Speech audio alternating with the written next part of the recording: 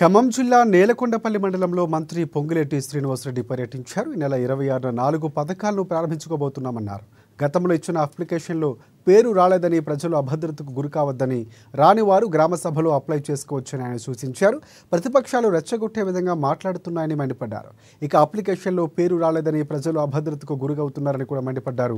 ఇక గత బీఆర్ఎస్ ప్రభుత్వం ఏనాడు గ్రామ సభ పెట్టలేదని విమర్శించారు. అర్హులైన ప్రతి లబ్ధిదారులకి ఇల్లు తప్పకుండా ఇస్తామని హామీ ఇచ్చారు పొంగులేటి.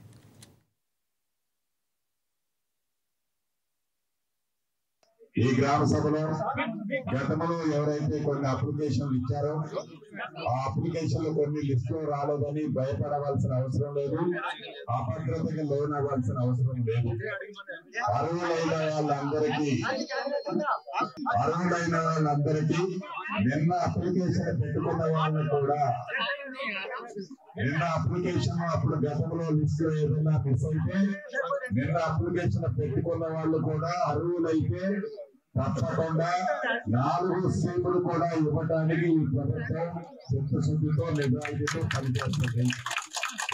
ఎవరైనా రెచ్చగొట్టే విధంగా ఎవరైనా విమర్శలు చేయాలని చేయటం తప్ప ఈ ప్రభుత్వం నిబద్ధతతో పనిచేస్తుంది.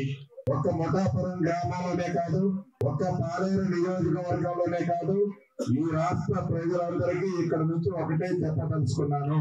నిన్నటి నుంచి ప్రతి గ్రామంలో గ్రామ సభలు పెడుతున్నాము. ఈ గ్రామ సభల్లో కావాలని ఉద్దేశపూర్వకంగా కొన్ని రాజకీయ పార్టీలు ఆ గ్రామ సభల్లో రాజధాంతం చేయాలని ఒక చిత్రాన్ని చిత్రీకరించే కార్యక్రమాన్ని చేపడుతున్నారు తప్ప ఈ ప్రభుత్వానికి చిత్తశుద్ధి, నిజాయితీ, పేదవారి పట్ల ప్రేమ, అభిమానం ఉంది. గౌరవ ముఖ్యమంత్రి రేవంత్ రెడ్డి గారి నాయకత్వంలోని మన ఇందిరమ్మ ప్రభుత్వంలో